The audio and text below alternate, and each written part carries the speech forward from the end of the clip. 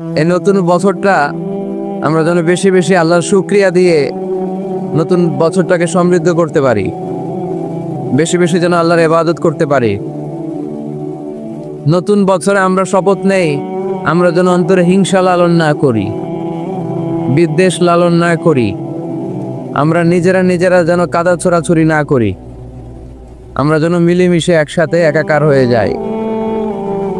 আল্লাহ তুমি কবুল করো, আমরা পড়ি আমিন। 60টা জিনিস মানুষ মরে যাওয়ার পরে তার কবরে পৌঁছতে থাকে।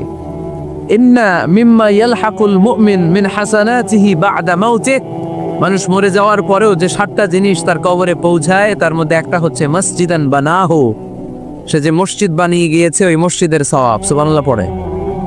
আপনি টাকা দিয়ে মসজিদ বানিয়ে দিলেন, ওই মসজিদে মুসল্লিরা নামাজ পড়ে, রোজাদাররা এসে ওখানে ইফতার খায়, তাহাজ্জুদ আদায়কারীরা তাহাজ্জুদ পড়ে, তাদের সওয়াবের কমতি হবে না, কিন্তু তাদের সওয়াবের একটা পার্সেন্টেজ সওয়াব যে ব্যক্তি মসজিদ বানালো তার আমলনামায় আল্লাহ ঢুকিয়ে দেয়। সুবহানাল্লাহ বলতে পারলেন না? হে নামাজি আমার ঘরে নামাজে পড়ো আজ, দিলে মে তোমার চরণ তলে হৃদয়েও যায় নামাজ। হে নামাজি আমার ঘরে নামাজে পড়ো আজ, দিলে মে তোমার চরণ তলে হৃদয় যায় নামাজ। পড়েন আল্লাহু আকবার। কি সুন্দর লিখেছেন কাজী নজরুল ইসলাম। কাজী নজরুল ইসলাম খুব সুন্দর করে বলেছেন, মসজিদেরই পাশে আমায় কবর দিও ভাই, ঠিক কিনা? মসজিদেরই পাশে আমায় কবর দিও ভাই, যেন গোরে হতে মুয়াজ্জিনের আযান শুনতে পাই। আমার গোরের পাশে দিয়ে ভাই নামাজিরা যাবে, পবিত্র সেই পায়ের ধ্বনি এ বান্দা শুনতে পাবে। গোরা যাবে হতে গুনাহগার পাইবে রেহাই, মসজিদেরই পাশে আমায় কবর দিও ভাই। কত মানুষ নামাজি ভাই মসজিদাঙ্গিনাতে আল্লাহর নামের জিকির করে লুকিয়ে গভীর রাতে। আমি তাদের সাথে ওই আল্লাহর নাম জপতে চাই, আল্লাহর নাম জপতে চাই। পড়েন সবাই, মসজিদেরই পাশে আমায় কবর দিও ভাই, যেন গোরে হতেও মুয়াজ্জিনের আযান শুনতে পাই। চিল্লায় পড়তে হবে আমিন। কি দরদ ছিল আমাদের জাতীয় কবি কাজী নজরুল ইসলামের, মসজিদের পাশে আল্লাহ তুমি আমার কবর দিও। আল্লাহ এই দোয়াটা কবুল করে নিয়েছে, ঠিক কিনা? ওনার কবরের পাশে মসজিদ আছে না নাই? আছে। এজন্য মসজিদের সাথে সম্পর্ক জুড়ে দেওয়া এটা ইমানদারের আলামত, আর মসজিদকে ঘৃণা করা এটা মুনাফিকের আলামত। এজন্য আমরা যেন আমাদের হৃদয়টাকে মসজিদের সাথে জুড়ে দেই, মসজিদের সাথে যেন সুসম্পর্ক থাকে। মসজিদ সবার, মসজিদ নিয়ে দলাদলি নাই। দলাদলি আছে অনেক জায়গায়, হানাফি মসজিদ, আহলে হাদিস মসজিদ এরকম আমরা দেখি বা শুনি, এটা ঠিক না। হানাফি মসজিদ বলে কোনো কথা নাই, আহলে হাদিস মসজিদ বলে কোনো কথা নাই। মসজিদ সবার। ছোট্টখাট্ট বিষয় নিয়ে মসজিদে মারামারি, একজন হাত তোলে আরেকজন তোলে না, কিলাকিলি আছে না নাই? একজন বলে জোরে আমিন, আরেকজন আস্তে আমিন, মারামারি আছে না নাই? এগুলো কি মারামারি করার কোনো বিষয়? কথা বলেন। সালাতে ফরজ আছে, ওয়াজিব আছে, সুন্নাহ আছে, খেয়াল করে বুঝবেন।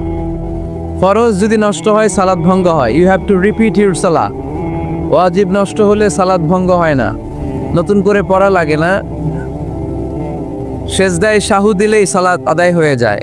আর সুন্নাহ নষ্ট হলে নামাজ নষ্টও হয় না, নতুন করে পড়াও লাগে না, সেজদাও লাগে না, নামাজ আদায় হয়ে যায় সুন্নাহ নষ্ট হলে। এই যে হাত তোলা না তোলা এটা সুন্নাহ, আমিন জোরে বলা না বলা এটা কি সুন্নাহ। যেটা কোনো কারণে কেউ না করলেও তার নামাজ কবুল করে নিবে কে? আর এই সব সুন্নত লই আঙ্গ দেশে গিলাগিলি। মৌলভীবাজারে মাশাআল্লাহ এগুলা নাই, এখানেও আছে। এগুলার অবসান ঘটুক, আমরা চাই কি চাই না? আর কত এই ছোটখাটো বিষয় নিয়ে আমরা এই বিভেদের প্রাচীর আর দেয়ালকে উঁচু করব আমাদের মাঝখানে? কবে আমরা ঐক্যের সিন্ডিকেট করব? কবে? আর কবে সাদা মনের মানুষ হব? কবে?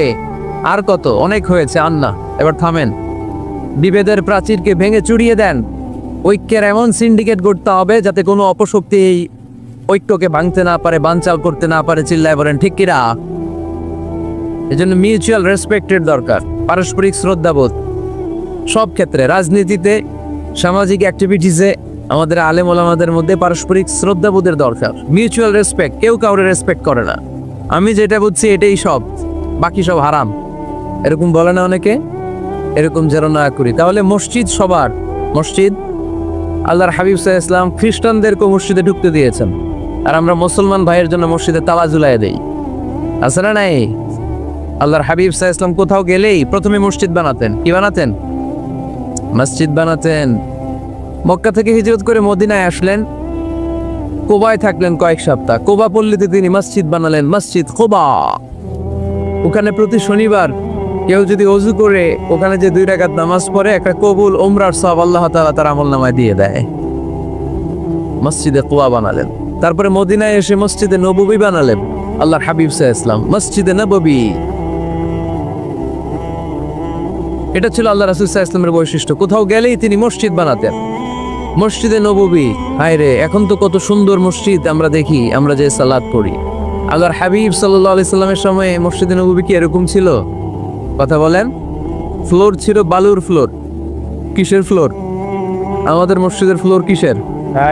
টাইলস। আল্লাহ রাসূল সাল্লাল্লাহু আলাইহি ওয়াসাল্লামের মসজিদে নববীর ফ্লোর কিসের? কথা বলে না তো আওয়াজ করে উত্তর দেন না কেন? কষ্ট হচ্ছে? দুপুরে খাইছেন না সবাই? কেন খান নাই কেন? রোজা রাখছিলেন? হ্যাঁ, ফজর বাদে আইছি। আচ্ছা ঠিক আছে, ঠিক আছে। আচ্ছা আচ্ছা, সাউন্ড নাই, কথা শোনা যায় না? তো এটা শুনলা কেমনে? জিজ্ঞেস করলাম কথা শোনা যায় না, কয় না। তো এটা শুনলা কি করে? মানে অল্প শোনা যায়, তাই তো? একটু পরে আমার বিদায় ঘন্টা বাজবে, আমি চলে যাব। এই তোমরা ডিস্টার্ব করতে করতে আমার সময় শেষ। তোমরা ডিস্টার্ব করলে তোমাদের লস। আমি আমার টাইমের 1 মিনিটে বেশি যেতে পারবো না, কারণ এখানে আসরের সালাতের আজান শুরু হয়ে যাবে, এরপরে কোনো কথা নাই। আর বক্তব্য লম্বা করা এটা বেদাত। এই বেদাতকে আমি সুন্নাতের মধ্যে আনতে চাচ্ছি। একটা সময়ে একেবারে কমায় নিয়ে আসবো। এত প্রোগ্রামও আমি করতে চাই না। আমি ঘোষণা দিয়েছি আগামী বছরে সারা বাংলাদেশে আমার প্রোগ্রাম হবে 50টা। কয়টা? 50টা। এরপরের বছর 30টা, এরপরের বছর 20টা। বিভাগীয় প্রোগ্রাম করলেই চলবে আমার। এক এক বিভাগে যে 2 দিন 3 দিন খালাস। এত দরকার না, এত লম্বা চূড়ার বক্তব্যের দরকার নেই। আধা ঘন্টা চুপ করে শুনেন, কয়েকটা মেসেজ ড্রপ করি, take it with you to your home, then practice and apply in the society. নিয়ে যান, আমল করেন, সমাজে কাজে লাগান। সমাজটা আলোকিত করে দিবে কে? খুতাবুকুম তাওয়িলা সালাওয়াতুকুম কাসীরা। আল্লাহর হাবিব সাল্লাল্লাহু আলাইহি ওয়াসাল্লাম বললেন, কিয়ামতের একটা আলামত, কিয়ামতের আগে তোমাদের বক্তব্য হয়ে যাবে লম্বা, সালাত হয়ে যাবে খাটো। সালাতের পরে তাসবিহ পড়তে চায় না লোকজন, ব্যস্ত, মহা ব্যস্ত, সুপার বিজি। কোত্থেকে আসলে এই ব্যস্ততা? আপনি রবের সাথে মুনাজাত, না যাই ইউনাজি মুনাজাত, আপনার রবের সাথে একাকী নীরবে কথা বলতে মনে চায় না আপনার? এত তাড়াহুড়ো কিসে? ধীর স্থির হন, একটু স্থির হন, একটু মনোদৈহিক প্রশান্তি অর্জনের চেষ্টা করেন। সব সময় ব্যস্ত, ধাক্কাধাক্কি, উচ্ছৃঙ্খলা, এগুলো আমাদেরকে শেষ করে দিয়েছে। এজন্য লম্বা চূড়া বক্তব্য ঠিক না। বক্তব্য শুনতে আমাদের ভালো লাগে, আমল করতে ভালো লাগে না। বক্তব্যটা শেষেই সিগারেট ধরায়, আছে না নাই? মাহফিল শেষেই বিড়ি ধরায়, কয় চমৎকার ওয়াজ করছে হুজুরে। ওয়াজটা সেরকম হয়েছে, অনেক কণ্ঠ সুন্দর হুজুরের। এতদিন ইউটিউবে দেখছি, আজকে সরাসরি দেখাইছি, আছে না নাই? তো কি লাভ হয়েছে? লাভটা হয়েছে কি? এই যে মাহফিল শেষে বিড়িটা ধরাইলেন আর গেলেন, কোনো লাভ হয় নাই। এগুলো থেকে বেরিয়ে আসতে হবে। বছরের পর বছর আমাদেরকে শেখানো হয়েছে একভাবে, কেউ এই পরিবর্তনের আওয়াজ তোলে নাই। আওয়াজ আপনাকে তুলতে হবে। আওয়াজ তোলার জন্য এত মানুষ লাগে না, আপনি একাই যথেষ্ট। আপনি দাঁড়ান না সামনে, দেখবেন আপনার সামনে কেউ টিকে থাকতে পারবে না, ঠিক কিনা? কিন্তু আপনার শক্ত সিদ্ধান্ত লাগবে, পরিবর্তনের জন্য শক্ত মানসিকতা লাগবে যে আমি পরিবর্তন করতে চাই। We have to change. যুগ জামানা পাল্টে দিতে চাই না অনেকজন, এক মানুষই আনতে পারে জাতির জাগরণ। এক মানুষই বিপদকালে বাঁচায় কাফেলায়, ক্ষুদ্র ডিঙ্গি বাঁচায় জাহাজ অসীম দরিয়ায়। এজন্য আপনার শক্ত সিদ্ধান্ত পারে আপনার মৌলভীবাজারটাকে দেশের শ্রেষ্ঠ জেলা, শ্রেষ্ঠ থানা হিসেবে আল্লাহর কাছে কবুল করতে, ঠিক কিনা? এজন্য লম্বা চূড়া আলোচনা ঠিক না, ছোটখাটো অল্প কয়েকটা মেসেজ নিয়ে যেতে পারলেই that's enough. One of the minor signs before the day of judgment, your Islamic lectures will be very longer and your salah 5 times a day will be shorter. কিয়ামতের আগে বক্তব্য লম্বা, নামাজ খাটো, তাসবিহ পড়ে না, ব্যস্ত, মহাব্যস্ত। এই মহাব্যস্ততা ছাড়েন, কোরআন সুন্নাহর দিকে ফিরে আসেন। বরকত দিবে কে? বিশ্বনবীর মসজিদে নববীর ফ্লোর বালুর ফ্লোর ছিল, আমাদের ফ্লোর টাইলস। আল্লাহর হাবিব সাল্লাল্লাহু আলাইহি ইসলামের মসজিদে বালি নিচে, এই বালিতে নামাজ পড়তেন। বৃষ্টি হলে কাদামাটি হয়ে যেত, কাদামাটিতেই সেজদা করতেন। সেজদা করলে কাদার মাটি আল্লাহর হাবিব সাল্লাল্লাহু আলাইহি ইসলামের নাকে আর কপালে লেগে যেত।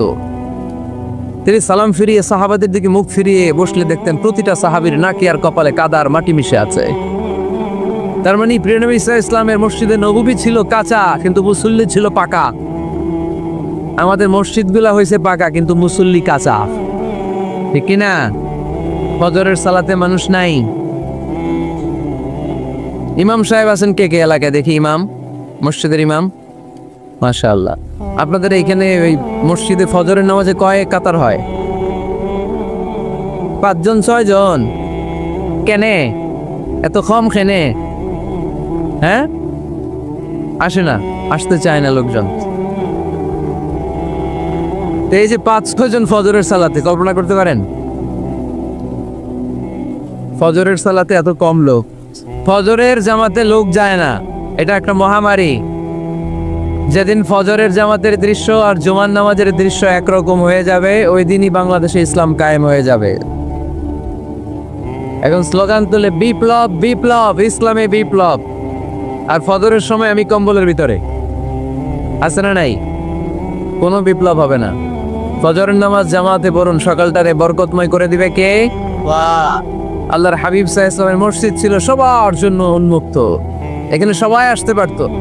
এজন্য মসজিদ হবে সবার। আমরা মসজিদের আবাদকারী হতে চাই। এজন্য রব্বুল আলামিন বলেন, ইন্নামা ইয়া'মুরু মাসাজিদাল্লাহি মান আমানা বিল্লাহি ওয়াল ইয়াউমিল আখির وأقام الصلاة وآتى الزكاة ولم يخش إلا الله فعسى أولئك أن يكونوا من المهتدين. সুবহান আল্লাহ পড়েন। রব্বুল আলামিন বললেন মসজিদের আবাদকারী হবে তারা যারা আল্লাহর প্রতি ঈমান আনে, আখিরাতের প্রতি ঈমান আনে, যারা সালাত কায়েম করে, যারা যাকাত আদায় করে, যারা দুনিয়ার কাউকে ভয় পায় না, ভয় পায় একজনকে। চিল্লায় বলেন তিনি কে?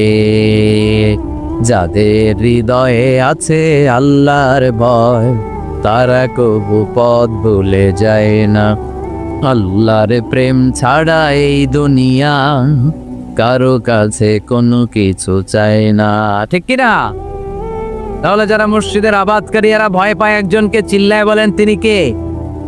মসজিদের আবাদকারীদের প্রথম গুণ, তারা আল্লাহ বিশ্বাস করে, তারা আখিরাতে বিশ্বাস করে, তারা সালাত কায়েম করে, তারা যাকাত আদায় করে, তারা আল্লাহ ছাড়া পৃথিবীর কাউরে ভয় পায় না। আল্লাহ বলেন ফাআসা উলাইকা আইয়াকুনু মিনাল মুহতাদিন, আশা করা যায় তারাই হলো হেদায়েতের রাস্তার উপরে আছে, ঠিক কি না? তারাই মসজিদের আবাদকারী, যারা মসজিদে যায়, সালাত আদায় করে। এখন মসজিদের আবাদকারী আপনি হতে চান, আপনি মসজিদে যান না, আপনি আবাদকারী হতে পারবেন? মসজিদের অনেক সভাপতি আছে, মসজিদে যায় না, আছে না নাই? মৌলভীবাজারে এই সমস্যা বোধহয় নাই। মসজিদের সেক্রেটারি মসজিদে যায় না, আছে না নাই? তাইলে হইলো, এটা হইলো, এটা মেনে নেওয়া যায়? এজন্য সভাপতি সাহেবরা, আপনি কষ্ট করে মসজিদ বানিয়েছেন, মসজিদে যাবেন। সভাপতি সাহেব, আপনি মসজিদে যাবেন। সেক্রেটারি সাহেব আপনি মসজিদে যাবেন, তাহলে আপনি সঠিক মসজিদের আবাদকারী হবেন, ঠিক কিনা? আমরা মসজিদের আবাদকারী হতে চাই, ইনশাআল্লাহ। পড়েন উমরানুল মাসাজিদ। মসজিদের আবাদ কি করে করতে হয়? মসজিদ আবাদ করার এক নাম্বার মাধ্যম হচ্ছে মসজিদ নির্মাণ করা। কি করা? নির্মাণ করা। খেয়াল করবেন, আল্লাহর হাবিব সাল্লাল্লাহু আলাইহি ওয়াসাল্লাম বলেছেন, মান বানা মসজিদান মিন মালিহি ফিদ দুনিয়া বানাল্লাহু লাহু বাইতান ফিল জান্নাহ। যে ব্যক্তি নিজের পকেটের টাকা খরচ করে দুনিয়াতে মসজিদ বানায়, আল্লাহ তাআলা তার জন্য জান্নাতে ঘর বানায়। 60টা জিনিস মানুষ মরে যাওয়ার পরে তার কবরে পৌঁছতে থাকে। ইন্না মিম্মা ইয়ালহাকুল মুমিন মিন হাসানাতিহি বা'দা মাউতিহি। মানুষ মরে যাওয়ার পরেও যে 60টা জিনিস তার কবরে পৌঁছায়, তার মধ্যে একটা হচ্ছে মসজিদান বানাহু। সে যে মসজিদ বানিয়ে গিয়েছে, ওই মসজিদের সওয়াব। সুবহানাল্লাহ পড়েন। আপনি টাকা দিয়ে মসজিদ বানিয়ে দিলেন, ওই মসজিদে মুসল্লিরা নামাজ পড়ে, রোজাদাররা এসে ওখানে ইফতার খায়, তাহাজ্জুদ আদায়কারীরা তাহাজ্জুদ পড়ে, তাদের সওয়াবের কমতি হবে না, কিন্তু তাদের সওয়াবের একটা পার্সেন্টেজ সওয়াব যে ব্যক্তি মসজিদ বানালো তার আমলনামায় আল্লাহ ঢুকিয়ে দেয়। এজন্য বেশি বেশি মসজিদ বানাতে রাজি আছেন তো? তাহলে মসজিদ আবাদ করার প্রথম মাধ্যম হচ্ছে মসজিদ বানানো। 2 নম্বর মাধ্যম হচ্ছে মসজিদে যেয়ে জামাতে সালাত আদায় করা। জামাতে সালাতুল জামাআ তাফদুলু সালাতাল ফাজরি বি27 দারাজা। ঘরে নামাজ পড়লে একা একা পড়লে যেই সওয়াব, জামাতে পড়লে 27 গুণ বেশি সওয়াব। সুবহানাল্লাহ বলতে পারলেন না? হে নামাজি আমার ঘরে নামাজে পড়ো আজ, দিলে মে তোমার চরণ তলে হৃদয় যায় নামাজ। হে নামাজি আমার ঘরে নামাজে পড়ো আজ, দিলে মে তোমার চরণ তলে হৃদয় যায় নামাজ। পড়েন আল্লাহু আকবার। কি সুন্দর লিখেছেন কাজী নজরুল ইসলাম। মসজিদ কেমন যেন মসজিদ তার নিজের ভাষায় আল্লাহর কাছে কেঁদে কেঁদে ফরিয়াদ জানায়, আল্লাহ নামাজিরা আমার ঘরে আসে না, কি সুন্দর টাইলস, কি সুন্দর মুসল্লা, কি সুন্দর এয়ার কন্ডিশন, সব আছে কিন্তু মুসল্লি নাই, ঠিক কিনা? মসজিদগুলো আল্লাহর কাছে ফরিয়াদ জানায়। এজন্য আমরা যেন মসজিদমুখী হই। কি মুখী? আওয়াজ করে বলতে হবে, কি মুখী? মসজিদমুখী। তাহলে মসজিদ আবাদের 1 নম্বর পদ্ধতি মসজিদ বানানো। 2 নম্বর মসজিদে বেশি বেশি দিয়ে জামাতে সালাত আদায় করা। 3 নম্বরে মসজিদের সাথে সম্পর্ক জুড়ে দেওয়া, হৃদয়টা যেন সবসময় মসজিদের সাথে লেগে থাকে। আল্লাহর হাবিব সাল্লাল্লাহু আলাইহি ওয়াসাল্লাম বললেন, সাবআতুন ইউযিল্লুহুমুল্লাহু ফি যিল্লিহি ইয়াওমা লা যিল্লা ইল্লা যিল্লু। 7 শ্রেণীর ব্যক্তিকে আল্লাহ তাআলা কিয়ামতের দিন আরশের নিচে ছায়া দিবে, যেদিন আল্লাহর আরশের ছায়া ছাড়া কোনো ছায়া পৃথিবীতে থাকবে না। সেই দিনটা কি এই দিনের মতো? কিয়ামতের দিনটা আজকের এই দিনের মতো হবে? 50,000 বছর হবে। এটা লেন্থ, এটা ডিউরেশন। কাআন সাফসাফা লা তারা ফিহা ইওয়াজা ওয়ালা আমতা। লেভেল প্লেইং ফিল্ড, তামার জমিন। একটু কল্পনা করেন তো ওই দিনটা কত ভয়ঙ্কর। বাবা ছেলেরে চিনবে না ওই দিন, ছেলে বাবারে চিনবে না, স্ত্রী স্বামীকে চিনবে না, স্বামী স্ত্রীকে চিনবে না, পীর সাহেব মুরিদ চিনবে না, মুরিদ পীর সাহেবকে চিনবে না, নেতা কর্মীকে চিনবে না, কর্মী নেতাকে চিনবে না। হায় হায়, ইয়া নাফসি বলে কাঁদবে। সূর্যটা মাথার কাছে চলে আসবে, সূর্যের তাপে মাথার মগজগুলো গলে গলে নাকের ছিদ্র আর কানের ছিদ্র দিয়ে টপ টপ করে বেয়ে বেয়ে পড়বে। তৃষ্ণায় মানুষগুলো পাগল পাড়া, জিহ্বাটা বের হয়ে নাভি পর্যন্ত ঝুলতে থাকবে। সেদিন সবাই পাগলের মতো ছুটতে থাকবে, কোনো ছায়া নাই আল্লাহর আরশের ছায়া ছাড়া।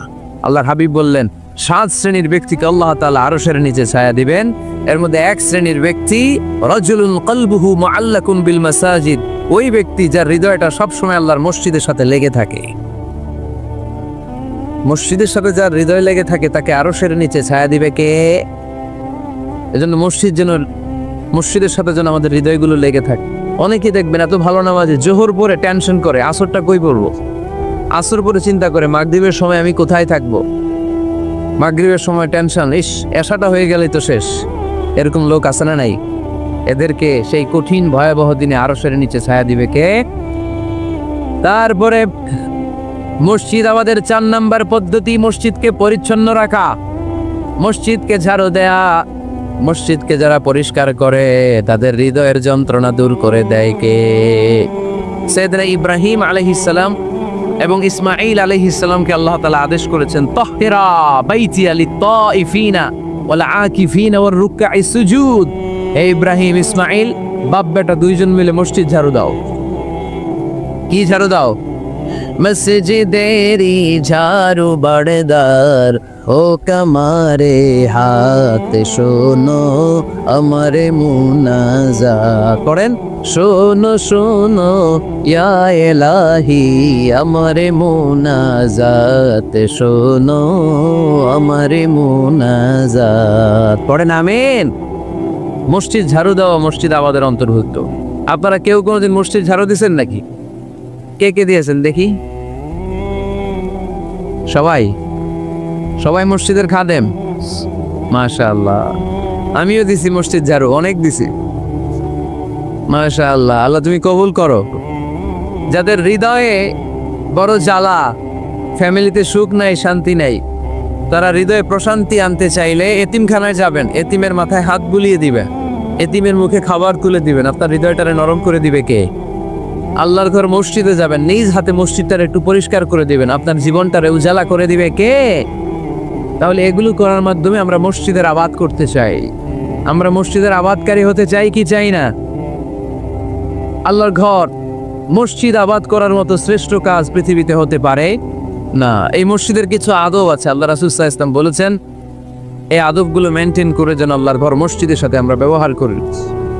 মসজিদের 1 নম্বর আদব হচ্ছে মসজিদে ওযুর সাথে প্রবেশ করা। কিসের সাথে? ওযু করে পরিচ্ছন্ন হয়ে মসজিদে প্রবেশ করা।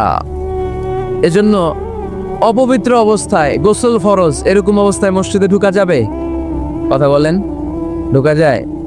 যেই নারীদের মাসিক চলতেছে, মেনস্ট্রুয়েশনাল পিরিয়ড চলতেছে, ওই নারীদের পক্ষে মসজিদে ঢোকা জায়েজ আছে?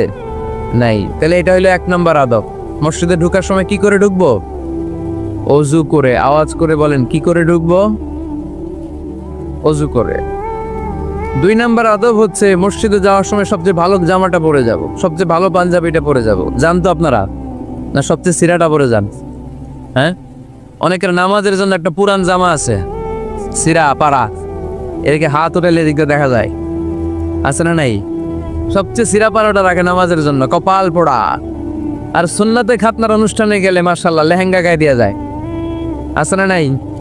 না, আপনি ইবাদতের জন্য সবচেয়ে সুন্দর জামাটা রাখবেন। এজন্য রাব্বুল আলামিন বলেন, ইয়া বানি আদম খুযু যিনাতাকুম ইনদা কুল্লি মসজিদ। ও বনি আদম, তুমি যখন আল্লাহর ঘর মসজিদে ঢুকবা, ও বনি আদম, তুমি যখন নামাজের মুসল্লায় দাঁড়াবা, তোমার সবচাইতে দামি, সবচাইতে সুন্দর জামাটা গায়ে দিয়ে তুমি নামাজে দাঁড়াও। ঠিক কি না? তাহলে এখন মসজিদে যাওয়ার সময় কি গায়ে দিয়ে যাবেন বলেন? ফিদা করবেন? হ্যাঁ, মাশাআল্লাহ। হ্যাঁ, সবচেয়ে ভালো কাপড়টা আয়রন করে পারফিউম মেখে তারপরে আমরা যাব। রাজি আছেন তো? 3 নম্বর আদব হচ্ছে মসজিদে ঢোকার সময় বাম পা দিয়ে ঢুকতে হয়।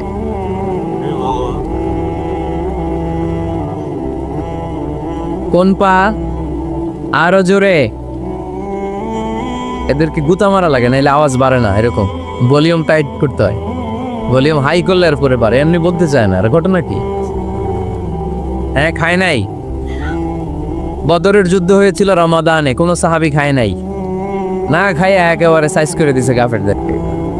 আমরা না খেলেও আমাদের হৃদয় ইমানি শক্তি আছে না নেই? এই তো বোঝা যাচ্ছে ইমানি শক্তি আছে। এতক্ষণ আছিল কই? তো মসজিদে ঢোকার সময় কোন পা দিয়ে? এগুলো মনে থাকে আমাদের? ভুলা যাই আমরা, খেয়াল থাকে না তো এগুলা। এত কিছু মনের মধ্যে রাখলে এগুলো মনে থাকবে কেমনে? মসজিদে ঢোকার সময় কোন পা? আরো জোরে। বেরোয়ার সময় কোন পা? মনে থাকবে? মসজিদে যখন ঢুকবেন ডান পা দিয়ে ঢুকবেন, আর দোয়া পড়বেন, আউযু বিল্লাহিল আযীম ওয়া বিওয়াজহিল কারীম ওয়া সুলতানিহিল কদীম মিনাশ শাইতানির রাজীম। বিষ্ণু ইসলাম বললেন, যে ব্যক্তি মসজিদে ঢোকার সময় এই দোয়াটা পড়বে, শয়তান আফসোস শুরু করে। সে বলে, হায় হায়, আজকের দিনের জন্য, সারা দিনের জন্য তো তুই আমার ওয়াসওয়াসা থেকে বেঁচে গেলি। আজকের সারা দিনের জন্য তোরে আমি হারালাম। আজকের সারাটা দিন আল্লাহর পক্ষ থেকে প্রোটেকশন নিয়ে তুই বেঁচে গেলি। আজকের জন্য যা, কালকে তোরে আমি ধরবো। এজন্য এই দোয়াটা পড়ার দরকার আছে না? আউযু বিল্লাহিল আযীম ওয়া বিওয়াজহিল কারীম ওয়া সুলতানিহিল কাদীম মিনাশ শাইতানির রাজীম। 4টা বাক্যের দোয়া। মুখস্থ করতে কষ্ট হলে যে ইউটিউবে চলে যাবে আজকেই, ওখান থেকে শুনে আপনারা মুখস্থ করে নেবেন। এই দোয়াটা পড়বেন, তাহলে ওই দিনের জন্য শয়তানের ওয়াসওয়াসা, টেম্পটেশন, প্রভোকেশন থেকে আপনি আল্লাহ তাআলার প্রোটেকশনে চলে গেলেন। সুবহানাল্লাহ পড়েন। তারপর আল্লাহর হাবিব বললেন, ঢুকার আগে আমারে সালাম দাও। পড়বেন, আসসালামু আলাইকা আইয়ুহান নাবিয়্যু ওয়া রাহমাতুল্লাহি ওয়া বারাকাত। এই 2টা জিনিস যখন করে ফেললেন, তখন ডান পা দিয়ে পড়বেন, আল্লাহুম্মা ইফতাহ লি আবওয়াবা রাহমাতিক। সুবহানাল্লাহ পড়েন। আল্লাহুম্মা ইফতাহ লি, ও আল্লাহ আমার জন্য তুমি খুলে দাও আবওয়াবা রাহমাতিক, তোমার রহমতের দরজা। তার মানে মসজিদে ঢুকলে রহমত পাওয়া যায় কি যায় না? মসজিদে ঢুকলে পাওয়া যায় রহমত। মসজিদের বাইরে রহমতের কথা আল্লাহ বলে নাই, মসজিদের ভিতরে রহমত। কোথায় রহমত? কোথায়? মসজিদের ভিতরে রহমত আছে না? তার প্রমাণ, মসজিদে ঢুকলেই শান্তি লাগে কেমন জানি, আর ঘুমে ধরে। মসজিদে ঘুমাইছেন কারা কারা দেখি? সবাই ঘুমাইছেন? আরে আমি কত ঘুমাইছি। জুমার নামাজের সময় যে কি ঘুম আসে, আসে আসে কমন পড়ছে, একেবারে কমন পড়ে গেছে। ঘুম আসে কারণ রহমত, রহমতের ঝিরি ঝিরি বাড়িধারা আল্লাহ তাআলা আরশের উপর থেকে নাজিল করতে থাকে। আর এই রহমতের কারণে হৃদয়টা প্রশান্ত হয়ে যায়, অনেকের ঘুমও চলে আসে, ঠিক কি না? এজন্য আল্লাহুম্মা ইফতাহ লি আবওয়াবা রাহমাতিক, ও আল্লাহ তোমার রহমতের দরজাগুলো আমার জন্য খুলে দাও। এই দোয়া পড়লে রহমতের দরজা খুলে দেয় কে? আবার মসজিদ থেকে যখন বের হবেন তখন কোন পা দিয়ে? জোরে বলেন। বাম পা দিয়ে কি পড়বেন? আল্লাহুম্মা ইন্নী আসআলুকা মিন ফাদলিক, ও আল্লাহ তোমার কাছে আমি তোমার পক্ষ থেকে ফদল চাই, মানে রিজিক চাই। রিজিক দেয়ার মালিক কে? তার মানে খুব সোজা সাপটা কথা হচ্ছে, মসজিদের ভিতরে পাওয়া যায় রহমত, আর বাইরে পাওয়া যায় ফদল বা রিজিক। বাইরে পাওয়া যায় কি? রিজিক। মসজিদের ভিতরে রিজিক আছে, তার মানে সারাদিন মসজিদে বসে থাকলে রিজিক মিলবে? নামাজের সময় নামাজ পড়তে হবে, কাজের সময় কাজ করতে হবে, এটাই হচ্ছে ইসলামের বিধান। নামাজের সময় নামাজ, কাজের সময়।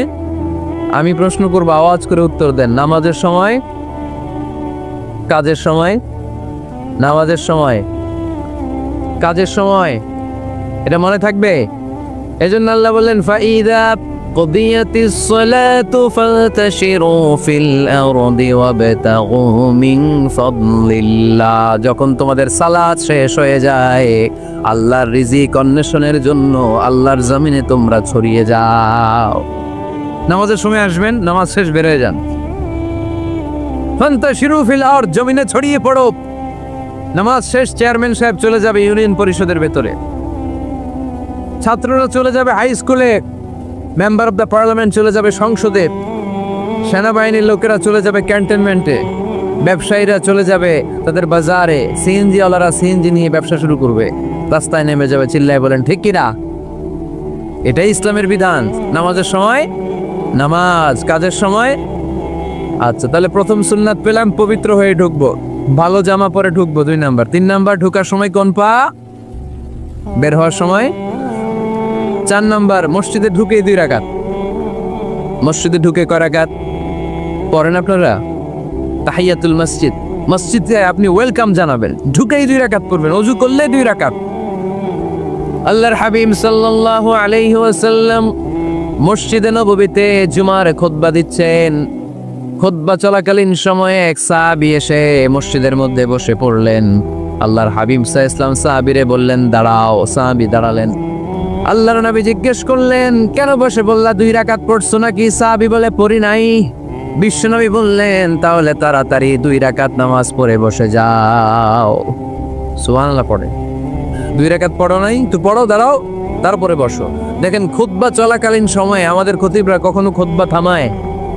কথা বুঝেন নাই? জুমার খুতবা আপনারা শোনেন না?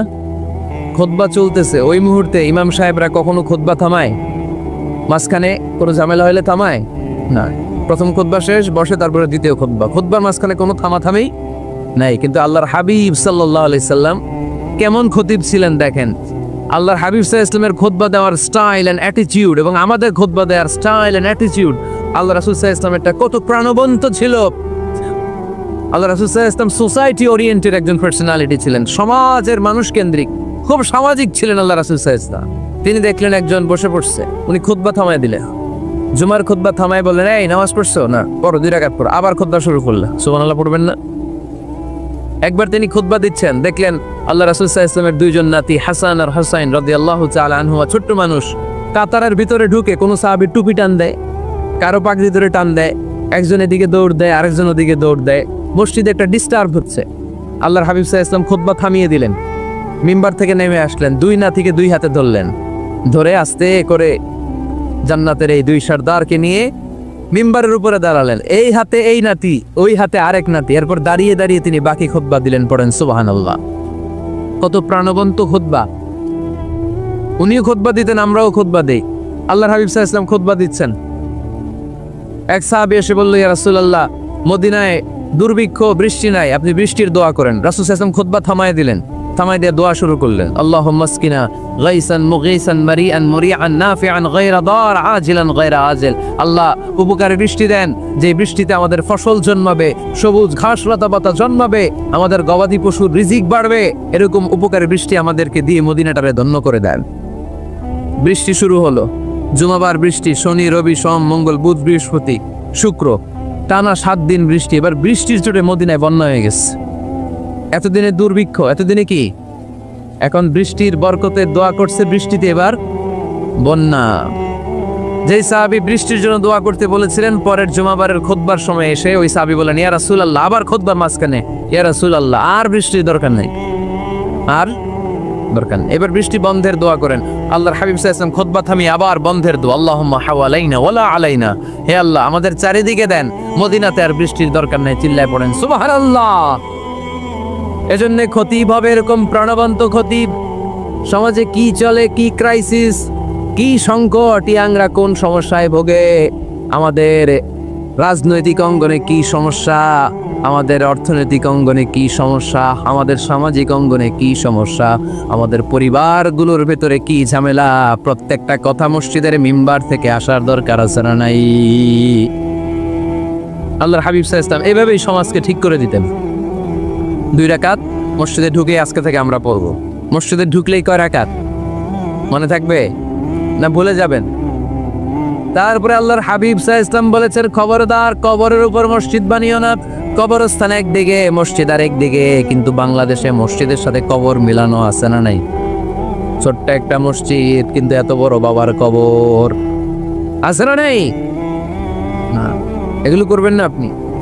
আগে হবে মসজিদ, পরে কবরস্থান। যেমন মসজিদে নববী হয়েছে আগে, তারপরে বিশ্বনবীর কবর এখানে আছে না নাই? মসজিদে নববী প্রতিষ্ঠিত হয়েছে আগে, পরে বাকি কবরস্থান আছে না নাই? কিন্তু কোন আল্লাহর ওলির কবরস্থানের উপরে যদি মসজিদ বানান, তার উপর লানাত দিয়েছে কে? লানা রাসূলুল্লাহ আলাল ইয়াহুদ ওয়ান নাসারা ইত্তাখাযু কুবুর আমবিয়াইহিম মাসাজিদা। আল্লাহর রাসূলের লানত ইহুদি নাসারাদের উপর, কারণ ইহুদি আর নাসারাদের একটা খাসলাত, একটা বৈশিষ্ট্য ছিল, তারা তাদের নবীদের কবরের উপরে মসজিদ বানায় ফেলতো। এটা করা যাবে? এজন্য এলাকায় এলাকায় এই ঝামেলা, কবর আর মসজিদ হবে আলাদা। আবার মসজিদের কেবলার দিকে যেন কবরস্থান না হয়, তাহলে শিরক হওয়ার সম্ভাবনা আছে না নাই? খুব সাবধান, আল্লাহ সব মাফ করে কিন্তু শিরক মাফ করে না, ঠিক কি না? শিরক হচ্ছে মহাপাপ, সব পাপের বাপ। এজন্য আমরা সব করলেও শিরকের গুনাহ মুসলমান কখনো করতে পারে। এরপর আল্লাহর হাবিব বললেন, মসজিদকে পরিষ্কার পরিচ্ছন্ন রাখো, এটাও মসজিদের আদাব। মসজিদে আতর লাগিয়ে দেন, বাখুর জ্বালিয়ে দেন। আপনাদের এই এলাকার মধ্যে তো বাখুরের অভাব নাই, আগরের অভাব নাই, ঠিক কিনা? গতকাল প্রোগ্রাম ছিল কই? সুজানগর, আগরের রাজধানী। আগর চিনেননি আপনারা? হ্যাঁ, এই যে দেহনেল উদ পারফিউম, আপনাদের এই যে মাহতাব সাহেবের আল হারামাইন, এরপরে যে আজমল কোম্পানি, এও আপনাদের এই মৌলভীবাজার এলাকার। এরকম অনেক কোম্পানি আছে দুবাই ভিত্তিক, গোটা বিশ্বে ওনারা ব্র্যান্ডিং করেছে। এগুলোর র ম্যাটেরিয়াল, কাঁচামাল যায় হচ্ছে আপনাদের মৌলভীবাজার থেকে। সম্মানিত ভাইয়েরা, মসজিদ পরিষ্কার পরিচ্ছন্ন রাখবেন, এই বাখুর জ্বালাবেন, দেহনেল উদ এই পারফিউম গুলো ছড়িয়ে দিবে। মসজিদের মধ্যে অনেক মসজিদে দুর্গন্ধ আছে না নাই? এই কার্পেটের মধ্যে ময়লা, পরিষ্কার করেন। আল্লাহর হাবিব সাল্লাল্লাহু আলাইহি ওয়াসাল্লাম বলেছেন, খবরদার। আম্মা জান আয়েশা বর্ণনা করেন, আমার রাসূলুল্লাহ সাল্লাল্লাহু আলাইহি ওয়াসাল্লাম বিবিনাইল মসজিদ ফি দুয়ার, ওয়া আন তুতাইয়াবা ওয়া তুনাজ্জাফ, আমরা যেন এলাকা এলাকায় মসজিদ বানাই, মসজিদগুলোকে যেন পারফিউম দিয়ে, আতর দিয়ে সুগন্ধময় করে দেয়। বিশ্বনবী আদেশ করেছেন, সুবহানাল্লাহ পড়েন। এজন্য কোনো অপরিচ্ছন্ন মসজিদ থাকতে পারবে না। মসজিদের পাশ দিয়ে গেলে আতরের ঘ্রাণে আমোদ হয়ে লোকজন যেন বুঝতে পারে এটা আল্লাহর ঘর, মসজিদ। চিল্লায় বলেন ঠিক কি না? এরপরে আল্লাহর হাবিব সাল্লাল্লাহু আলাইহি ওয়াসাল্লাম বলেছেন, মসজিদের আরেকটা আদব হলো মসজিদকে অতিমাত্রায় ডিজাইন না করা। বেশি ডিজাইন করা যাবে না। এমন ডিজাইন করা যাবে না যে এটা মসজিদ বুঝাই যায় না। এত লাইটিং ফাইটিং করে, এটা কি মসজিদ না কমিউনিটি সেন্টার বুঝাই যায় না। আছে না? নাই আছে। এরকম যেন আমরা না করি সম্মানিত ভাইরা। বিশেষ করে মসজিদের সামনের দেয়ালে। কোন দেয়ালে? সামনের দেয়ালটা, কেবলার দিকে যেই দেয়াল, এই দেয়ালটা হতে হবে ফ্রেশ, যাতে করে মানুষের দৃষ্টি আকর্ষণ না করে। প্রায় মসজিদের দেয়ালের মাঝখানে দেখবেন আপনি ক্যালেন্ডার ঝুলায় রাখে, আছে না নাই? মৌলভীবাজারের কি অবস্থা? খিদা খবর আছে? তো এই যে ক্যালেন্ডার ঝুলায় রাখে, ওইখানে দেখবেন বিভিন্ন মসজিদের ছবি, এতিমখানার ছবি, মানুষের ছবি। তো মানুষ নামাজও পড়ে, আবার ওগুলোও তাকায়, আছে না নাই? প্রথম কাতারে পরে ওইখানে কি লেখা, এগুলো পরে তার ডিস্টার্ব হচ্ছে না? এই মুসল্লির দৃষ্টি যাতে অন্যদিকে না যায়, এটা খেয়াল রাখতে হবে। যদি পারা যায় মসজিদের সামনে কোনো ঘড়ি টড়ি চলবে না। ঘড়ি মসজিদের পেছনের দেয়ালে, সময়সূচি পেছনের দেয়ালে, সব পেছনে।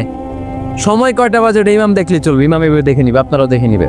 যে সামনের দেয়ালটা যত সিম্পল করা যায়। আল্লাহর হাবিব সাল্লাল্লাহু আলাইহি ওয়াসাল্লাম নামাজ পড়া অবস্থায় সামনে এমন কিছু রাখতেন না যেটার দ্বারা আল্লাহর হাবিব সাল্লাল্লাহু আলাইহি ওয়াসাল্লামের সালাতে মনোযোগ অন্যদিকে চলে যায়। যাদের হৃদয়ে আছে আল্লাহর ভয়, তারা কবু পথ ভুলে যায় না। আল্লাহর প্রেম ছাড়া এই দুনিয়ায় কারো কাছে কোনো কিছু চায় না। রাতের আধারে যারা সেজদাতে রয়, দু চোখের শ্রুতে নদী যেন বয়। ছলনার হাতছানি যতই আসুক, পেছনে ফিরেও সে তাকায় না। যাদের হৃদয়ে আছে আল্লাহর ভয়, তারা কবু পথ ভুলে যায় না। আল্লাহর প্রেম ছাড়া এই দুনিয়ায় কারো কাছে কোনো কিছু চাই না, কারো কাছে কোনো কিছু চাই না। ঠিক কিনা? ওই যুবকদের হৃদয়ে ভয় থাকে কার? কারো কাছে তাদের চাওয়া পাওয়ার কিছু নাই। কিন্তু আমার দেশের দামাল ছেলেগুলোর চরিত্র ধ্বংস করে দেওয়ার জন্য যা যা দরকার তার সব উপাদান বাংলাদেশে আছে না নাই? এক নম্বরে পর্নোগ্রাফি আছে না? স্মার্টফোনগুলোর ভিতরে ইন্ডিয়ান নায়িকাদের কোমর দুলানোর ডান্স আছে না নাই? রূপবানে নাচে কোমর দুলাইয়া, ফেরেশতারা বলবে তো করে পিডামো আমরা জুলাইয়া। তো যুবক ভাইয়েরা, এগুলো দেখবা না। তোমার চোখের হেফাজত করতে হবে। তোমাকে অনেক দূর যেতে হবে। তোমাকেই খুঁজছে বাংলাদেশ। তুমি যদি ভালো থাকো, ভালো থাকবে আমার বাংলাদেশ। তুমি যদি ইসলামের পক্ষে থাকো, ভালো থাকবে আমার 56,000 বর্গ মাইল। তুমি যদি কোরআনের পক্ষে থাকো, ভালো থাকবে আমার লাল সবুজের পতাকা। এজন্য যুবকদেরকে ইসলামের পক্ষে থাকতে হবে। এই পর্নোগ্রাফির সাথে আমাদের কোনো সম্পর্ক। আজকের এই মাহফিল থেকে আমরা ওয়াদা করব, যার মোবাইলে যা আছে সব ডিলিট করা যাবে না ইনশাআল্লাহ। আগে যা করছি সামনে থেকে আর দেখা যাবে না। এই পর্নোগ্রাফি আমার যুবক ছেলেদেরকে শেষ করে দিয়েছে। এরপরে আরেকটা বড় সমস্যা হচ্ছে মাদকের সমস্যা। ইয়াবা, গাঁজা, ফেন্সিডিল, মারিজুয়ানা, এগুলো নোয়াখালীতে নাই। এই ইয়াবা আগে ছিল ইউনিভার্সিটি লেভেলে ছেলেরা খেত, তারপরে নামলো কলেজে, এখন এটা প্রাইমারি স্কুলের ছেলেদের হাতেও পৌঁছে গিয়েছে। ভয়ঙ্কর অবস্থা। প্রশাসনের ভাই যারা আছেন, জনপ্রতিনিধি যারা আছেন, আপনাদেরকে আরো শক্ত হতে হবে। ওদের ঘাঁটি ভেঙে চুরমার করে দিতে হবে। কোনো ইয়াবার ব্যবসা বাংলার জমিনে চলতে পারবে না। জোরে বলো ঠিক কিনা? দরকার শুধু একটা শক্ত সিদ্ধান্ত। The choice is years. আপনারাই পারেন। যারা চেয়ারম্যান, ওনাদের অনেক দায়িত্ব। পুরো এলাকাটা আমার চেয়ারম্যান ভাইয়ের হাতে আমানত, ঠিক কিনা? যিনি ইমাম, মসজিদের সব দায়িত্ব ইমাম সাহেবের কাছে আমানত। যিনি মেম্বার অব দ্য পার্লামেন্ট, ওনার দায়িত্ব আরো বেড়ে যায়। তার পুরো নির্বাচনী এলাকাটা তার কাঁধের উপরে আমানত। যারা মন্ত্রী, পুরো মন্ত্রণালয়ের কাজবাজ তার হাতে আমানত, যিনি এই 17 কোটি মানুষের প্রধানমন্ত্রী, তার কাছে পুরো বাংলাদেশটা আমানত। এজন্য যুবকদেরকে এই মাদকের সাথে যাতে পরিচয় না ঘটে এরকম একটা পরিবেশ বাংলাদেশে করতে হবে। তো 1 নম্বরে এই মাদকের কারণে ছেলেরা নষ্ট হয়, এরপরে পর্ন ভিডিওর কারণে নষ্ট হয়, এরপরে নোংরা ছাত্র রাজনীতি আছে না নাই, তাদেরকে দিয়ে মারামারি কাটাকাটি এগুলোর মতো কাজে লিপ্ত করানো হয়, এটা ঠিক না। যুবকদেরকে পজিটিভ পলিটিক্স শেখানো উচিত। এদেশে পজিটিভ পলিটিক্সের একটা ট্রেন্ড চালু করা দরকার, যেখানে মারামারি কাটাকাটি থাকবে না, মেধার ভিত্তিতে ক্যাডার নিয়োগ হবে, ঠিক কিনা? ছাত্র দলের নেতা হতে হবে ডক্টরেট করা, ছাত্রলীগের নেতা হতে হবে ডক্টরেট করা। যত ছাত্র রাজনীতির বড় বড় নেতারা আছে এরা শিক্ষিত হতে হবে, কারণ তারা আমাদেরকে পথ দেখাবে, তারা সামনে হাঁটবে, আমরা পিছনে পিছনে হাঁটবো, ঠিক কিনা? তো এই জাতীয় যে ইনকনসিস্টেন্সি আছে এগুলো থেকে আল্লাহ আমার দেশকে তুমি হেফাজত করো। আমাদের জনপ্রতিনিধি ভাইরা যারা আছেন ওনারা চাইলেই পারে, আমরা তাদের জন্য দোয়া করি, তারা যেন সত্যিকার অর্থে একটা সুজলা সুফলা শস্য শ্যামলা ডিজিটাল বাংলাদেশ আমাদেরকে উপহার দেয়। তাদের জন্য দোয়া আছে না নাই? যারা দেহের তাজা প্রাণ বিলিয়ে দিয়ে আমাদের জন্য বাংলা ভাষাটারে রেখে গেল, ওই ভাষা শহীদদের জন্য আমাদের দোয়া আছে না নাই? যারা 71 সালে মুক্তিযুদ্ধ করে দেশটারে স্বাধীন করলে মুক্তিযোদ্ধা ভাইদের জন্য দোয়া আছে না নাই? যারাই এই দেশের জন্য কন্ট্রিবিউট করেছে তাদের সবার জন্য আমাদের পক্ষ থেকে দোয়া। আর যারাই দেশের শত্রু, যারাই দেশের বিপক্ষে, আমরাও তাদের বিপক্ষে জোরে কোন, ঠিক কিনা? এজন্য যুবক ভাইয়েরা তোমাদেরকে জ্বলে উঠতে হবে আপন শক্তিতে, ঠিক কিনা? রবির স্লোগান জ্বলে ওঠো। মুমিনের ইমান হতে হবে এমন ইমান যেটা জ্বলে ওঠে, তাহলে বোঝা যাবে এটা আসল ইমান, ঠিক কিনা? কি করে তারে বলো ইমানে বলি, কি করে তারে হে বলো ইমানে বলি, ঠিক কিনা? যে ইমান ইমানে ভুলে নাস্তিকতার মঞ্চে ওঠে, এরকম আছে না নাই? অনেক ওলামায়ে কেরাম দাওয়াত করেছেন। আজকের প্রোগ্রামের সভাপতি হচ্ছেন আমার ভাই, খুব সম্ভব, কি নাম যেন আপনার? আবেদ সাইফুল কালাম। আবেদ সাইফুল কালাম অত্র এলাকার চেয়ারম্যান। আল্লাহ আমাদের সভাপতিকে তুমি কবুল করো, পাশাপাশি আরো যাদের মাথায় টুপি পরিয়ে দিলাম তাদেরকেও কবুল করো। চমৎকার এক দৃশ্যের অবতারণা ঘটিয়েছে আজকের ইন্তেজামিয়া কমিটি। এরকম আমার এক্সপিরিয়েন্স নাই আর কি, যারা অতিথি তাদেরকে টুপি পরিয়ে বরণ করা।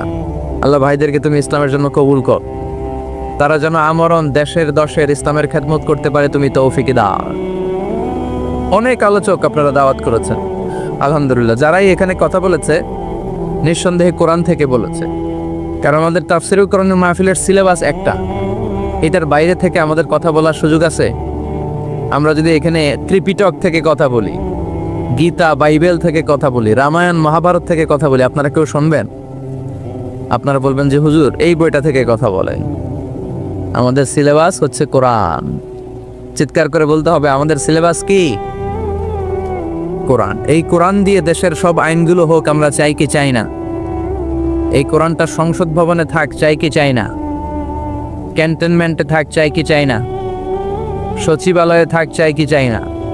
দেশের প্রতিটি অঙ্গনে কোরআনের কথাগুলো ছড়িয়ে পড়ুক, কোরআনের আলোতে আমরা যেন আলোকিত হই।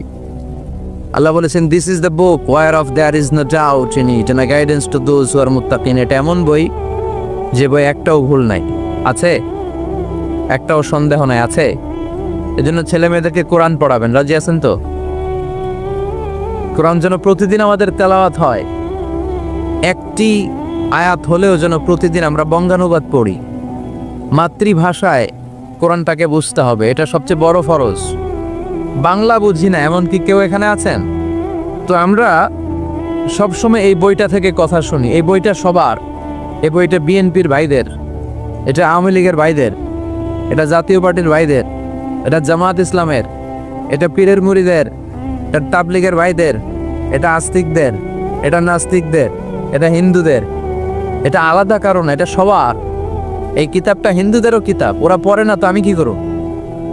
ইসলাম এটা কি কুক্ষিগত আমার বাপের ধর্ম? সবার ধর্ম, সবার। ওরা মানে না তো আমি কি করব? বিশ্বনবী উনি সবার নবী। বিশ্বনবী কি শুধু আমাদের নবী? উনি হিন্দুদেরও নবী, উনি বৌদ্ধদেরও নবী, উনি অগ্নি উপাসকদেরও নবী, উনি নারীদের নবী, উনি পুরুষদের নবী, উনি আরবদের নবী, উনি অনারবদের নবী, উনি বিশ্ব নবী। উনি বিশ্ব নবী সবার জন্য এসেছেন, as a father, as a husband, as a lawgiver, as a lawmaker, as a reformer of the society, as a commander, as a messenger. Muhammad is the superman of the world.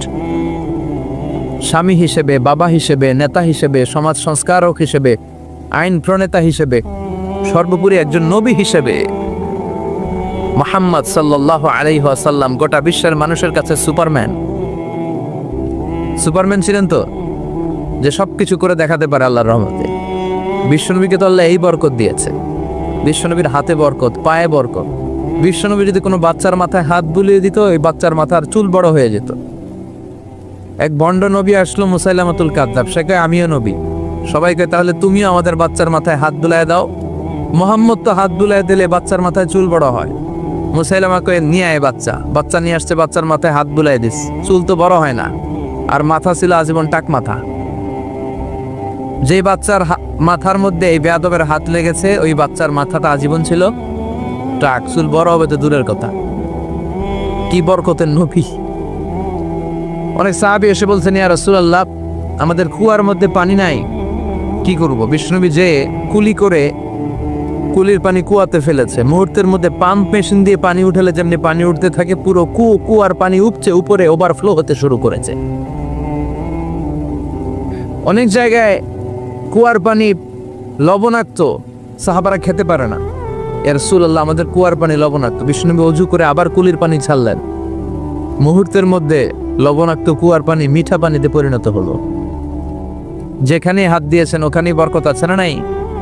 এজন্য বিশ্বনবীর সুন্নাহ আছে, যেখানে আমরা আছি আসলে আমরা সরাসরি কোরআনের দিকে যাই, কারণ এই কিতাবে অনেক বরকত। আমি আমার খুতবার শুরুতে আল কোরআন আল কারীমের 29তম পারার একটি সূরা, সূরাতুল ইনসান, এই সূরার একটি আয়াত তেলাওয়াত করেছি। এই সূরার আলোকে আজকের এই চমৎকার রজনীতে আমরা কিছু কথা শুনবো ইনশাআল্লাহ। পড়েন। এখন যেমনি আপনারা চুপচাপ, শেষ পর্যন্ত চুপচাপ থাকবেন তো, নাকি ওঠা বসা করবেন না? তাহলে আদব নষ্ট হবে। আদব নাই তো কিচ্ছু নাই, আদব আছে তো সব আছে, ঠিক কি না? সূরার নাম হচ্ছে সূরাতুল ইনসান। সবাই বলেন সূরার নাম, আরো জোরে বলেন, ইনসান। 29তম পারায় অবস্থিত। কোন পারায়? 31টা আয়াত। কয় আয়াত? এই সূরাটা মাক্কি সূরা। কি সূরা? বিশ্বনবীর জীবনে দুইটা পর্ব, একটা মাক্কি পর্ব আর একটা মাদানী পর্ব। হিজরতের আগে যে সূরা নাজিল হয়েছে এগুলো মাক্কি, হিজরতের পরে যা নাজিল হয়েছে এগুলো মাদানী। এটা বিশ্বনবীর হিজরতের আগে নাজিল হওয়ার সূরাগুলোর অন্তর্ভুক্ত, ঠিক কি না? ঠিক এতটুকু কথাবার্তা ক্লিয়ার না? এবার আসুন সামনে যাই। সূরাতুল ইনসানই শুধু সূরাতুল ইনসানের নাম নয়, এছাড়াও এই সূরার আরেকটা নাম আছে, সে নামটা হচ্ছে সূরাতুদ দাহার। হাফেজ আছো কারা কারা? দেখি হাত তোলো। অনেক আছে, মাশাআল্লাহ মাশাআল্লাহ। তো কিছু কিছু কোরআনে এই সূরাটার নাম লেখা থাকে সূরাতুল ইনসান, কিছু কিছু জায়গায় লেখা থাকে সূরাতুল দাহার, হিনুম মিনাত দাহার। যেহেতু প্রথম আয়াতে দাহারের কথা আছে, আবার হাল আতা আলাল ইনসান, ইনসানের কথাও আছে, এজন্য কোন নুসখাতে এই সূরার নাম সূরাতুল ইনসান, আবার কোন নুসখায় এই সূরার নাম সূরাতু আদ-দাহার। এই সূরাটা বুখারীর বর্ণনায়, বুখারী সহিহ বুখারীতে এসেছে যে বিশ্বনবী সাল্লাল্লাহু আলাইহি ওয়াসাল্লাম জুমার দিন ফজরের নামাজের যে ফরজ 2 রাকাত, এই ফরজ 2 রাকাতের দ্বিতীয় রাকাতে এই সূরাটা বিশ্বনবী পড়তেন। প্রথম রাকাতে সূরাতুস সাজদা পড়তেন, আলিফ লাম মিম তানজিলুল কিতাব লা রাইবা ফি মির রাব্বিল আলামিন। প্রথম রাকাতে সূরাতুস সাজদা, আর দ্বিতীয় রাকাতে পড়তেন সূরাতুল ইনসান। সুবহানাল্লাহ পড়েন। ইনসান শব্দের অর্থ হচ্ছে মানুষ। ইনসান মানে কি? সবাই বলেন, আপনারা কি? আমরা কি? আমরা মানুষ। তাই মানুষের নামে আল্লাহ কোরআনে সূরা দিলে, এজন্য জিনেরা মাইম করার সুযোগ নেই। জিনদের নামেও সূরা আছে। কি নাম? সূরাতুল জিন। মানুষ হচ্ছে কোরআনের সেন্ট্রাল থিম, কেন্দ্রীয় আলোচ্য বিষয়। খুব ভালো করে খরগোশের মতো কানটা খাড়া করে শুনবে। মানুষ হচ্ছে কোরআনের কেন্দ্রীয় আলোচ্য বিষয়, central theme of the holy Quran, subject matter, central subject matter of the holy Quran. কোরআনের কেন্দ্রীয় আলোচ্য বিষয় হচ্ছে কি? কথা বলেন। মানুষ। মানুষকে নিয়ে কোরআনে যত কথা, মানুষকে নিয়ে যত আয়োজন, সবকিছু মানুষকে নিয়ে। এজন্য মানুষই হচ্ছে কোরআনের কেন্দ্রীয় আলোচ্য বিষয়। চিল্লায় পড়েন আল্লাহু আকবার। আবার আল্লাহ বললেন, গোলাম, এই কোরআনের প্রথম সূরার নাম ফাতিহা, দ্বিতীয় সূরার নাম হলো আল বাকারা। বাকারা শব্দের অর্থ হলো গাভী। আর এই কোরআনের সর্বশেষ সূরার নাম হলো সূরাতুন নাস। নাস মানেও মানুষ। আল্লাহ বুঝাতে চাইলেন, কোরআন শুরু করেছি প্রাণীর নামে একটা সূরা দিয়ে, আর এই কোরআনটারে শেষ করেছি মানুষের নামে একটা সূরা দিয়ে। তার মানে এই কোরআনটা যদি ভালোভাবে হৃদয়ঙ্গম করতে পারো, তোমাদের মধ্যে পশুত্বের যে প্রবৃত্তি আছে, পশুত্ব দূর হয়ে তুমি মানুষের মতো মানুষ হয়ে যাবা। কোরআন পড়লে আপনার মধ্যে পশুত্ব থাকবে না, আপনি মানুষ হবেন, মানুষের মতো মানুষ। কিসের মতো? এই পৃথিবীতে মানুষ হওয়া সবচেয়ে কঠিন, মানুষের বড় অভাব। অনেকে বলবেন, কি বললেন হুজুর, পৃথিবীতে প্রায় 600 কোটি মানুষ আর আপনি কোন মানুষের অভাব? আসলে 600 কোটি যা দেখা যায় এগুলো মানুষ না, এগুলো জনসংখ্যা। এজন্য বলা হয় বাড়ছে জনসংখ্যা, কমছে মানুষ। বাড়ছে কি কমছে কি? মানুষ সব মানুষ হতে পারে নাই, মানুষ হওয়া বড় কঠিন। এই কোরআন এসেছে মানুষের মতো মানুষ বানাতে। গরুর পেট থেকে যদি কিছু বেরোয় আমরা ওটারে বলে গরু, ছাগলের পেট থেকে বেরোলেই ওটা ছাগল হয়ে যায়, কিন্তু মানুষের পেট থেকে বেরোলেই ওটা মানুষ হয় না, ওটারে মানুষ বানাইতে হয়, ওটারে মানুষ করতে হয়, তাই না? আবার ছাগলকে কেউ কোনোদিন বলে না তুই ছাগলের মতো ছাগল হ, গরুকে কেউ কোনোদিন বলছে তুই গরুর মতন গরু হ, কিন্তু মানুষকে বলা হয় তুই মানুষের মতো মানুষ হ। কোরআন এসেছে আমাদেরকে মানুষের মতো মানুষ বানাতে, ঠিক কি না? এই দুনিয়া এখন তো সেই দুনিয়া নাই, মানুষ নামের মানুষ আছে দুনিয়া বোঝাই, সেই মানুষের ভিড়ে আমার আসল মানুষ নাই, ঠিক কি না? আসল মানুষের বড় অভাব, আসল মানুষের বড় সংকট। এই কোরআন এসেছে আমাদেরকে আসল মানুষ বানাতে, কোরআন এসেছে আমাদেরকে মানুষের মতো মানুষ বানাতে। এজন্য যে মা বাবারা চান আপনার ছেলে টেন্ডারবাজ না হোক, চাঁদাবাজ না হোক, 31st নাইটে মেয়েদের অন্য ধরে টান না দেখ, ফেন্সি ডিলের টাকার জন্য আপনারা লাথি মেরে ঘর থেকে বের না করে দেখ, ওই মা বাবারা ছেলে মেয়েদেরকে একটা কিতাব পড়ায় দিবেন। কিতাবটার নাম কি? এই কিতাবটা পড়লে আপনার ছেলেরা শিক্ষিত বানাবে কে? আমি বলি, teach your children the holy Quran, holy Quran will teach your children everything. আপনি আপনার ছেলেরা শুধু কোরআন শিখান, কোরআন আপনার ছেলেরা গোটা দুনিয়াটা শিখাই দিবে। কারণ কোরআনের প্রথম বাণী হচ্ছে পড়ো, educate yourself, educate your generation. নিজে শিক্ষিত হও, সভ্য হও, সিভিলাইজড হও। শিক্ষার কথা কোরআনে আছে না নাই? কোরআনের প্রথম শব্দটা কি? ইকরা। ইকরা মানে কি? সবাই বলেন প্রথম শব্দটা কি? আল কোরআনের প্রথম বাণী পড়ো, আল হাদিসে নবীর কথা পড়ো। আল কোরআনের প্রথম বাণী পড়ো, আল হাদিসে নবীর কথা পড়ো। পড়ে পড়ে শেখো, শিখে শিখে তুমি তোমার নিজের জীবন গড়ো। সুবহানাল্লাহ পড়ে। কোরআন পড়লেই জীবন গড়া যায়, ঠিক কিনা? তাহলে এই কোরআনকে আল্লাহ তাআলা নাজিল করেছে আমাদেরকে মানুষের মতো মানুষ বানাতে। কি বানাতে? চিল্লায় বলেন, মানুষের মতো মানুষ। মানুষের মতো মানুষ বানানোর জন্য আল্লাহ তাআলা এই কোরআনকে নাজিল করেছে। মানুষকে আল্লাহ এতটা শ্রেষ্ঠত্ব দিয়েছে, মানুষ যদি শ্রেষ্ঠ হয় মানুষ ফেরেশতাকে ছাড়িয়ে যায়, আর মানুষ যদি নিকৃষ্ট হয় তাহলে সে পশুত্বকেও হার মানায়। দলিল কি? দলিল হচ্ছে মেরাজ রজনীতে সাইয়েদনা জিবরাইল সিদরাতুল মুনতাহা পর্যন্ত গেলেন, ওইখান থেকে দুইটা ঝর্ণা বা নদী নেমে গেল। বিষ্ণু বললেন, জিবরাইল এই নদী দুইটা কোন নদী? সাইয়েদনা জিবরাইল বললেন, এই দুইটা নদী সিদরাতুল মুনতাহা থেকে পৃথিবীর দিকে নেমে গিয়েছে, আর একটা হচ্ছে ইরাকের ফোরাত নদী, আর একটা হচ্ছে মিশরের নীল নদী। এরপরে সাইয়েদনা জিবরাইল বললেন, ইয়া রাসূলুল্লাহ, ইয়া হাবিবাল্লাহ, এই জায়গার নাম হলো সিদরাতুল মুনতাহা। এখানে একটা বড়ই গাছ আছে, এটা হলো আমার লাস্ট ডেস্টিনেশন, বর্ডার এরিয়া। এই বর্ডার এরিয়ার উপরে যাওয়ার ক্ষমতা আমার নাই। 1 ইঞ্চি উপরে গেলে আমার পাখাগুলোর জ্বালিয়ে সারখার করে দিবে কে? সৃষ্টির শুরু থেকে আজ পর্যন্ত যত নবীর কাছে আমি ওহী নিয়ে দুনিয়ার বুকে নাজিল হয়েছিল নবী, এই সিদরাতুল মুনতাহায় কান লাগিয়ে আল্লাহর কথা শুনেছি। আজ পর্যন্ত আমিও আল্লাহরে দেখি নাই। নবী গো, আমি তো আল্লাহরে দেখি নাই, এটা আমার লাস্ট এরিয়া। আমার যে দেখেন আপনি কোরআন নাজিল করে উপরের দিকে উড়াল দিতে, আমি উড়াল দিয়ে এখানে এসে বসে থাকি। সুবহানাল্লাহ পড়ে।